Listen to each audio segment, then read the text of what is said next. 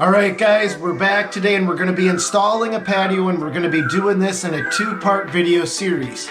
Today I'm going to walk you guys through all of the steps, what we do and how we do it.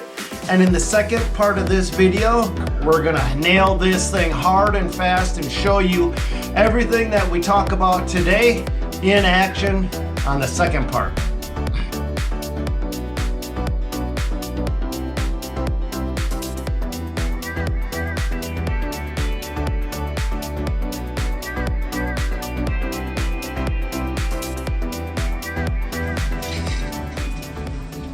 This was the, I mean, you know, it was wet all along here, but this is the wet bit, right? Right here, probably to the trash bag or so. Yeah, maybe once we get everything packed in there and locked in and pitched in the right way, because this was all going back to the house. Oh, I know, yeah. Oh, even further out. Not even further out. Not even further out. Next time I want to see you do that line. Oh shit, son, I'll do it right now. Yeah. Dead straight.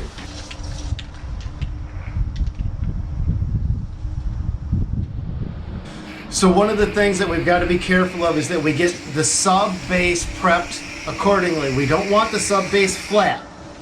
We want it angled. You follow my line. I know, it sucks.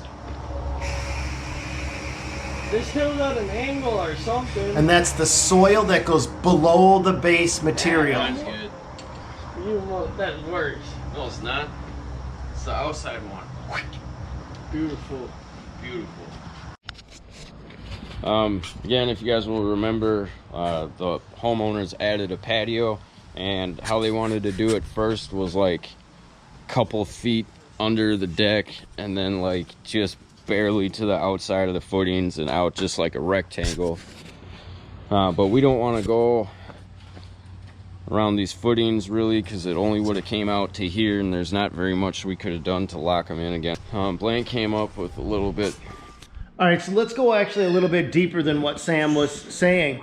When we put a patio around deck footings, the deck footings can move separately than the patio. See, the whole patio is designed to act as one giant thing, right? But the deck footings are not locked into the patio. And so when you put a patio around deck footings, if those deck footings experience any differential ground movement, freeze-thaw cycles, anything that makes them move up and down, the pavers around your patio can buckle. So they'll show that flex going on. Now, if it's a concrete patio, it's going to crack and break. If it's a paver patio, it's going to look ugly, okay? And so since we just don't want that to be a noticeable thing, a trip hazard or anything like that, just by moving that patio away from the pavers where there's really no benefit, I mean, because the little bit of extra space isn't going to be, it's not gonna be usable for anything. We decided to move the paver patio in. That way the deck footings can act as their separate unit, and then the entire deck can act as its own separate thing. Hope that makes sense. More of the square, and then we got a radius.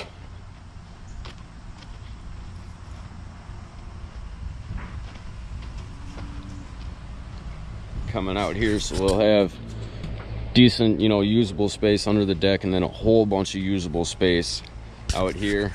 They went for it, so that's how we're going to be doing it. We'll get 6 inches of rock in there. I just don't want to pack the rock on this. We'll leave dirt on top of it just to give it some cushion, and then we'll put in maybe 6 inches of the rock. Okay, we'll be up a couple inches. So right now we're on the top of those pipe right there.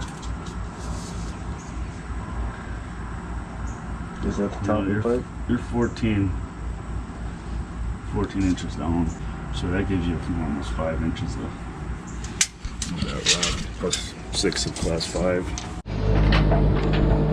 So the measurement that Blaine is actually talking about is wherever you want the top of your patio, you need to measure down. So you have to take the calculation for the depth of your pavers plus 1 inch of sand. You don't want to go over an inch of sand, Plus, we always use 6 inches of base material. So you add these 3 measurements up from the top of your patio to determine where your subcut is. Now, where your subcut is, you want to make sure that you get that tipped the right way. And what I'm saying is, if you have your subcut flat, you can almost trap the water below your patio.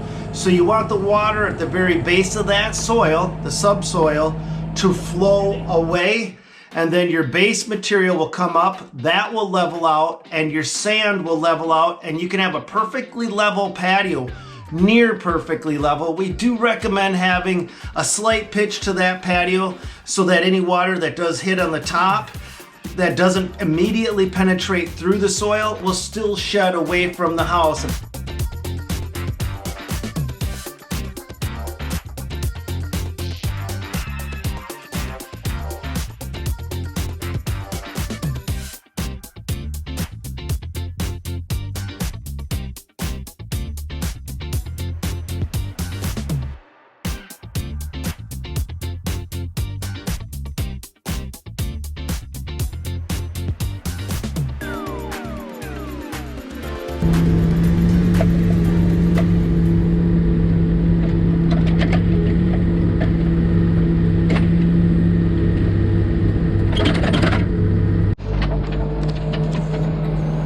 Now, one of the things that Blaine has to be super careful about is over excavating or excavating too deep. So if you do happen to dig too deep, you've got to be super careful that wherever that place is, you put the soil back in and compact it. And the reason you'll do that is if you don't properly compact any deep holes that you put in place, you're gonna have settlement, not in a year, but in 2 years or 3 years, your patio will have a dip. One of the best ways we found to dig whenever possible is just to use the skid loader. And the reason is the skid loader gets a nice level dig the whole way through. But once we're up tight to a house or a structure, we like to use the excavator because we can reach that sucker right in there and we can pick away at that soil. Another thing that we have to be careful of is organic material. And organic material can be black, unsuitable, unstable soil, or soil that has roots or any live matter in it. We want to make sure that we remove 100% of all organic soil. A great option and a cheap insurance policy is to place filter fabric down over your sub-base material. If it's got a high clay content or it's in a high water area or moisture area, if you put down permeable filter fabric, a heavy duty filter fabric over the top of that as a separation, that almost acts like a giant snowshoe or a bridge, so that when you put your base material on, you're not getting separation, so you don't get penetration from your base material into your sub-base material in any certain holes. Because if you have a spongy spot in the ground, that can lead to a divot, even if you've taken all the necessary precautions, and then that can lead to future settlement. So if you have questionable soils, don't hesitate to put down some filter fabric over your sub-base material to separate your base from your sub-base. And I know that's a lot of information, but I hope that's clear.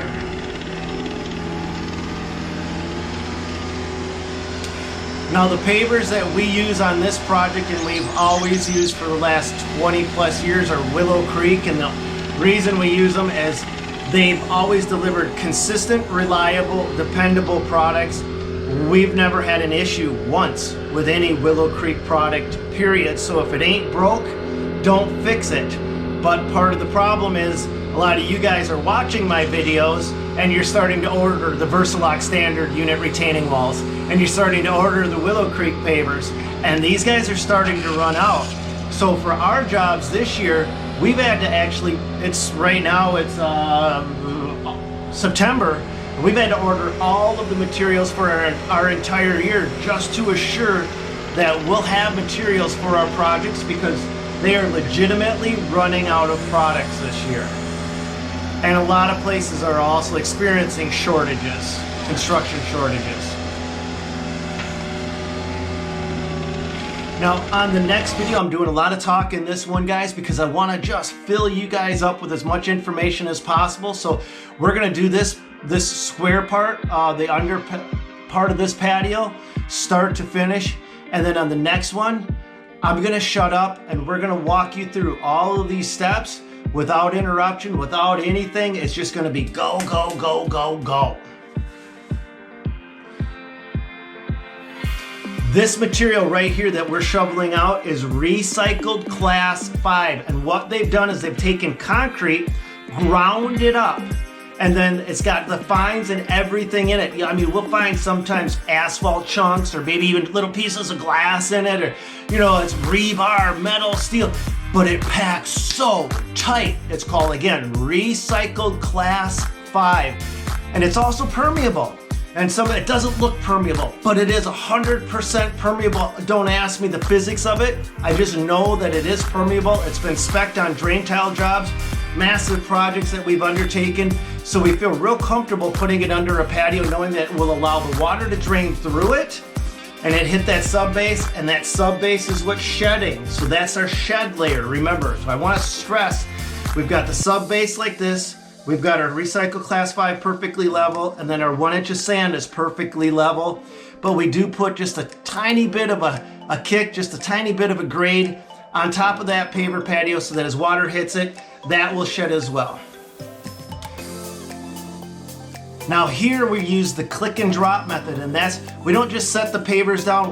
You'll see these guys never step on the sand. The screed sand is in place, they never step on it, and that's an important thing to note. And in fact, they don't even drag the pavers across the sand. They set the pavers down, click it to the block, and boom, let go of it. And once they've got this all laid out and in place, then we go ahead and we pack the top layer. We'll make sure that we're using a 150-pound plate packer. And if you look, we've got this one, my Tomahawk, has a rubber mat that comes with it. And what this does is it levels off the playing field, so to speak. And it sets all of the pavers down in place. And now we're getting to the sand part of it. And you guys ask me all the time, you know, why don't you use polymeric sand? If Blaine wanted to use polymeric sand, we'd be using polymeric sand. But my feeling is there's no benefit to polymeric sand. In fact, I don't like polymeric sand. But before we get on to why I don't like it, look at the edging. Do you see that black edging right there? That's a snap edging, and we pound that in with steel stakes. And the reason we pound that snap edging in, that black edging specifically designed to outline a paver course with steel stakes, is we're okay with it rusting in the ground. We want those steel stakes to actually rust weld in place. But let's get back to the polymeric sand for just a brief second. Polymeric sand is a sand that, instead of just using regular sand, it's a 2-part sand. Basically means there's two parts to the process to make it work. You put it in place, and once you have this sand in place, you then wet it down, and that activates a polymeric agent, which then makes all of the sand adhere together. Now, polymeric sand does have a longer lifespan, but when it fails, it's a lot more work to remove it and to replace it, and it will fail. There is no such thing as no product that never fails. So when polymeric sand fails in approximately 3 to 5 years, you've got to remove all of these chunks out of it. Now, regular sand, you may have to do more. You're going to have to do more maintenance with. You know, typically 1 to 2 years, you're going to have to look at it. You may have to add a new layer of sand in it and sweep it down and wash it off. With polymeric sand, you can set it and forget it for a longer while, but when it gets to the point where you can no longer forget it, it's actually a much bigger process to remove it versus just taking a couple extra bags of sand that you buy from any bike box store, laying them down, sweeping it out, and doing it. You've got to legitimately get rid of all of that sand, and that may mean a high pressure washer to get that sand out. And I don't like high pressure washing any paver patio, simply because that you can then create, if you get a pinpoint with that high pressure washer between a brick course, you can create a problem underneath it, which can then create a tipping effect. Usually it's not that big of a deal.